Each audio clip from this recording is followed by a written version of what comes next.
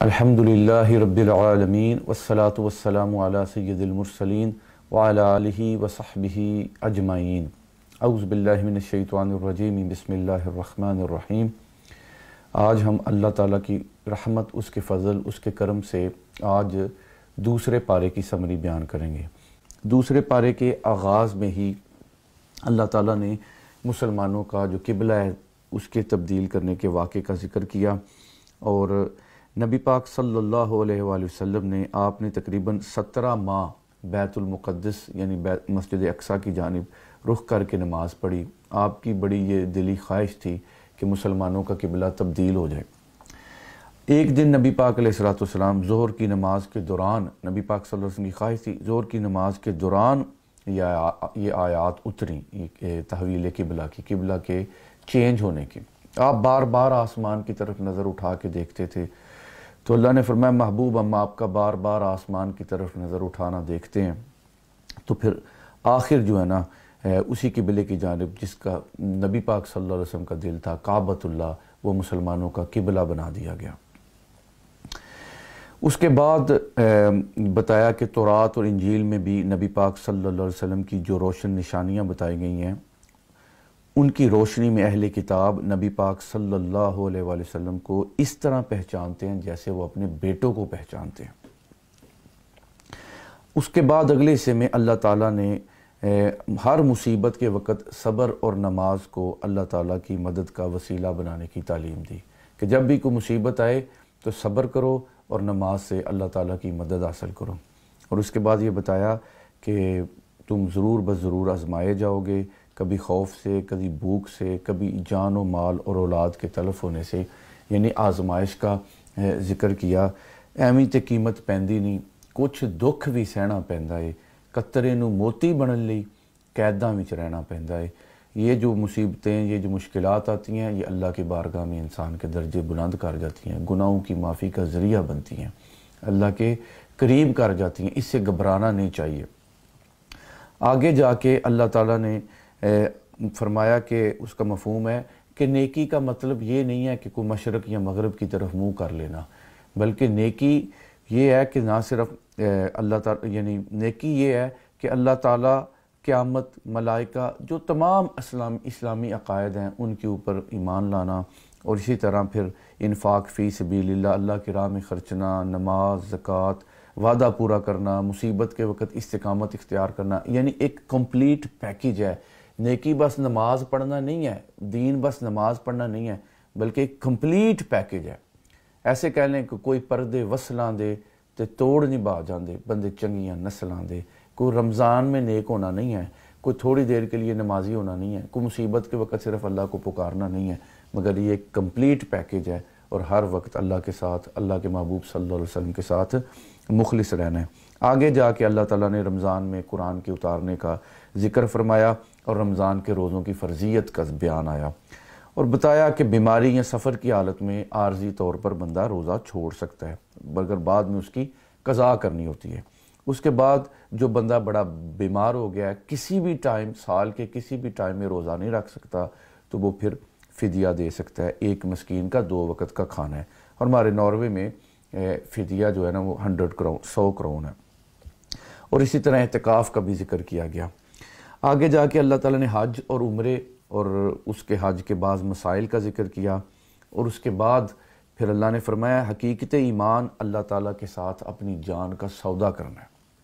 یعنی اسلام میں بعض چیزوں کو قبول کرنا اور بعض چیزوں کو رد کرنا یہ کوئی چیز نہیں، بلکہ اللہ چاہتا ہے یا ایھا الذین آمنوا ادخلوا فی السلم کافہ، اے ایمان والو اسلام میں پورے کے پورے داخل ہو۔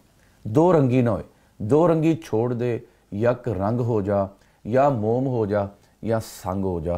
مطلب یہ کبھی نماز بھی پڑھ لی ساتھ کے مووی بھی دیکھ لی، نماز بھی پڑھ لی ساتھ اور غلط کام بھی کر لیے، یہ جو ڈیول جو بندے کی پرسنالٹی ہے نا، یہ بڑا ہی لوگوں کو، خصوصاً ہمارے یورپ میں جو مسلمان رہ رہے ہوتے ہیں ینگ، انہیں بڑا کنفیوز کرتی ہے کہ ایک طرف سے نمازیں، دینداری کا، اور دوسری طرف جھوٹ بھی چل رہا ہے، فراڈ بھی، دھوکے بھی۔ یہ ڈیول کام نہیں، مخلص ہو کے ہر چیز جو ہے اللہ کے حکم کی اس کو اپنی زندگی پہ نافذ کرنا، پک اینڈ چوز نہیں، بلکہ جو بھی مالک کی طرف سے احکامات ہیں ان کے اوپر پورا اترنا، یہ ہے۔ آگے جا کے اللہ نے فرمایا جنت کا حقدار بننے کے لیے محض دعوی جو ایمان ہے نا وہ کافی نہیں ہے، بلکہ تمہیں اس راہ میں مشکلات کا استقامت کے ساتھ مقابلہ کرنا ہے۔ اس کو کہہ لیں کہ ایویں تے قیمت پیندی نہیں، کچھ دکھ بھی سہنا پیندا ہے تے قطرے نو موتی بن لی قیداں وچ رہنا پیندا ہے۔ یہ نہیں ہے کہ زبان سے کہہ بھی دیا لا الہ تو کیا حاصل، دل و نگاہ ہی مسلمان نہیں تو کچھ بھی نہیں، کہ صرف دعوی ایمان نہیں کافی، کو پیپر مسلم ہونا ضروری نہیں ہے، پریکٹیکل مسلم ہونا ضروری ہے۔ Action specs louder than words, کہ نظر آئے، عمل کی آواز میں سے نظر آئے۔ پھر آگے جا کے اللہ تعالیٰ نے اس چیز کا ذکر فرمایا کہ جو قسم تم نے کھا لی ہے اور قسم وہ شریعت کی روح سے ناپسندیدہ صحیح نہیں ہے تو اس پہ اڑے نہ رہو، اس کو توڑ دو، اس قسم کو توڑو جو تمہیں نیکی سے روکتی ہے، اور تم نیکی، تقوی اور لوگوں کی خیر خواہی سے بچنے کے لیے اللہ کے نام کی قسمیں ان کھانے کو بہانہ نہ بناؤ، یعنی توڑو اگر غلط قسم کھا لی ہے۔ اس کی جو قسمیں ہیں اس کے فقہی سارے مسائل کو سیکھنا ہمارے لیے ضروری ہے کہ غیر اللہ کی قسم ہم نہیں کھا سکتے، اور بھی اس کی جو ساری تفصیلات ہیں باقاعدہ وہ سیکھنے کی ضرورت ہے۔ اس کے بعد اللہ تعالیٰ نے طلاق کے حوالے سے مسائل کا بیان کیا ہے۔ ایلا کا بیان ہے۔ ایلا یہ ہے کہ کوئی شخص اپنی بیوی کو یہ کہے کہ میں 4 ماہ تک تیرے ساتھ کوئی ازدواجی تعلق نہیں قائم کروں گا، تو اس کے بارے میں آیا کہ اگر 4 ماہ کے اندر یہ اپنی قسم توڑ دے تو نکاح قائم رہے گا، اگر قسم نہیں توڑتا تو ایک طلاق بائن ہو جائے گی۔ اس کو بھی سیکھنا ہے۔ طلاق کے مسائل کا آگے بھی ذکر ہے اور عدت کے مسائل کا ذکر ہے، دودھ پلانے کے مسائل کا ذکر ہے، تو اس لیے عام ہم مسلمانوں کو اس کو سیکھنا بڑا ضروری ہے، بہت ضروری ہے کہ ہم جانیں طلاق رجعی کیا ہے، طلاق بائن کیا ہے، اور ہم سمجھیں کہ اللہ نہ کرے اگر کسی کے لیے ایسا وقت آ جاتا ہے کہ کوئی طلاق دینا ضروری ہو جاتا ہے، نہیں تو ہر صورت اس سے بچنا ضروری ہے، مگر اگر کبھی کوئی ایسا کسی کی فیملی میں سچویشن آ جاتی ہے تو پھر سمجھنا ضروری ہے کہ طلاق حسن کیا ہے، احسن کیا ہے، طلاق بدعی کیا ہے، ان کا فرق کیا ہے، تاکہ بندہ جو شریعت چاہتی ہے، جیسے رب چاہتا ہے ویسے بندہ سٹیپ اٹھائے۔ جہالت میں آ کے لوگ بڑے غلط کام کرتے ہیں اور پھر آ کے ان باتوں کو چھپا کے اپنے مقصد کا جو ہے نا وہ فتویٰ یا جواب لینا چاہتے ہیں۔ اس لیے پہلے ہی بندہ سیکھے، صحیح طرح سمجھے۔ ایک طلاق بھی دے کے جدائی ہو سکتی ہے، 3 دینا ضروری نہیں ہوتا، اور آسن یہ ہے کہ ایک ہی دی جائے، اور اس کی اور ڈیٹیلز کو بھی سمجھنا ضروری ہے کہ آج کے دور میں اگر آپ میسج لکھ کے بھی بھیج دیں گے، اگر آپ کوئی لیٹر لکھ کے بھی بھیج دیں گے، میسج جائے نہ جائے، لیٹر جائے نہ جائے، طلاق ہو جائے گی۔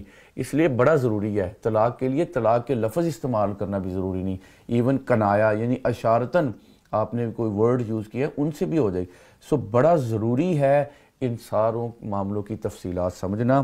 اللہ تعالیٰ معاف کرے، ہم نے لوگوں کو دیکھا ہے بعض ادھر فیملیز ایسے بھی مسائل سامنے آئے ہیں کہ 3 طلاقیں ہو گئی اور لوگ رہ رہے ہیں ساتھ، اور اس لیے اللہ تعالیٰ سے ڈرنا چاہیے۔ وہ گناہ ہے، وہ زنا ہے، اس سے ڈرنا چاہیے۔ پہلے یہ چیزیں سیکھیں۔ ہمارے ہاں یہ رواج ہے، لوگ کہتے ہیں اللہ تعالیٰ معاف کر دے گا۔ میں کہتا ہوں 2 گناہ ہوئیں گے، ایک نہ سیکھنے کا اور ایک غلط کرنے کا۔ اس لیے ضروری ہے کہ ایسے چھوٹا سا ایک شارٹ کورس لیں۔ ہم الحمدللہ اس طرح کے مختلف کورسز کرواتے بھی رہتے ہیں تاکہ آپ کو آئیڈیا ہو جائے اور آپ ازدواجی زندگی، فیملی لائف، اور ایون جب بچوں کی شادی کرنے لگے ہیں انہیں بھی وہ شارٹ سا کورس کروا کے پھر بندہ کرے۔ زندگی گزارنی ہے، گاڑی چلانے کے لیے پتہ ہے ڈرائیونگ لائسنس کے لیے ہمارے یہاں ایک کورس ہے، تو یہ ایک زندگی گزارنی ہے، اور یہاں پہ سب سے بڑا مسئلہ ہے ہی فیملی ایشوز، فیملی پرابلمز۔ اگر وہ بندہ صحیح سیکھ کے فیملی لائف شروع کرے تو یقین ہے کہ فیملی لائف بہت بہتر ہوئے گی۔ اس کے بعد ذکر ہے کہ رضاعت کا، دودھ پلانے کا، کہ میکسیمم دودھ پلانے کا جو ٹائم ہے نا وہ 2 سال ہے۔ 2 سال سے کم بھی ماں اپنے بچے کو دودھ پلانا چھوڑ سکتی ہے، مگر 2 سال پلانا مستحب ہے، یعنی 2 سال جو ہے نا وہ پلانا مستحب ہے۔ اور اگر اس طرح کا معاملہ آ جاتا ہے کہ کوئی طلاق وغیرہ ہو جاتی ہے تو پھر جو بچے کا باپ ہے اس نے ذمہ داری لینی ہے اس کی کہ وہ بچے کے اخراجات اور وہ جو ضروری خرچے ہیں ان کا وہ ذمہ لے۔ اس کے بعد عدت کا ذکر ہے کہ مختلف مقامات میں قرآن پاک میں عدت کا ذکر ہے۔ ایک سمری آپ کے سامنے رکھ دیتا ہوں۔ اگر کوئی خاوند اپنی بیوی کو طلاق دے دیتا ہے، اس کی عدت 3 حیض یعنی 3 پیریڈز ہیں۔ اگر کسی کو پیریڈز آتے ہی نہیں، ختم ہو گئے ہیں، اس کی عدت 3 ماہ ہے۔ اگر کوئی پریگننٹ ہے، اس کی عدت بیبی برتھ تک ہے۔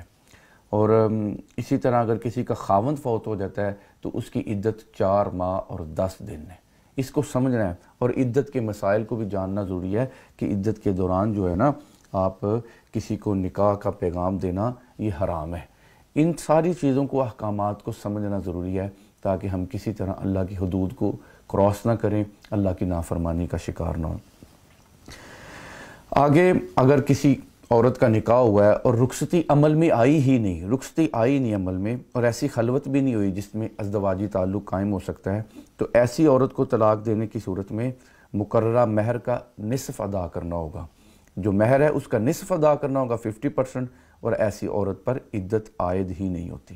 آگے تمام نمازوں کی حفاظت کا ذکر ہے، مگر خصوصاً درمیانی نماز، خصوصاً عصر کی نماز کا کہا گیا ہے کہ اس کی حفاظت کرو، کیونکہ عصر کی نماز مصروفیت کا وقت ہوتا ہے اور ایک دم نکل جاتی ہے اور بندے کو اس کا آئیڈیا نہیں ہوتا۔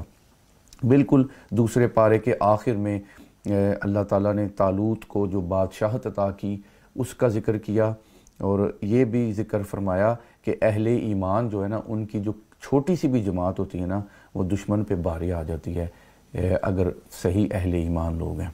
اور آگے جا کے اللہ نے فرمایا کہ اگر مفسدین کے شر کو، یعنی جو برے لوگ ہیں ان کے شر کو، ان کی برائی کو اگر اللہ نیک لوگوں کے ذریعے دفع نہ کرے، یعنی دور نہ کرے، تو زمین میں فساد برپا ہو جائے گا۔ زمین میں فساد اس لیے بڑا ضروری ہے، اچھے لوگوں کا آنا، اچھے لوگوں کا اپنے معاشرے میں رول پلے کرنا، اچھی ریپرزنٹیشن یہ معاشرے میں بڑی ضروری ہے، اچھے لوگوں کو آگے آنا چاہیے۔ تو اس طرح دوسرے پارے کی سمری ختم ہوتی ہے۔ اللہ تعالیٰ کی پاک بارگاہ میں التجا ہے، اللہ تعالیٰ قرآن کے ساتھ ہمارا تعلق مضبوط فرمائے، اور جو فقہی مسائل آج ذکر ہوئے ہیں نا، نکاح کے، طلاق کے، عدت کے، ان کو صحیح طرح سمجھنا ضروری ہے ڈیٹیلز کے ساتھ۔ اسی طرح قسم کے حوالے سے جو مسائل ہیں ان کا سمجھنا ضروری ہے، حیض کے جو مسائل ہیں ان کا سمجھنا ضروری ہے، اور روزے کے جو مسائل ہیں ان کا سمجھنا ضروری ہے۔ اللہ تعالیٰ آپ سب کو اس کا بہترین اجر عطا فرمائے، اور اللہ ہماری یہ کوشش کاوش اپنی پاک بارگاہ میں قبول فرمائے۔ السلام علیکم ورحمۃ اللہ وبرکاتہ۔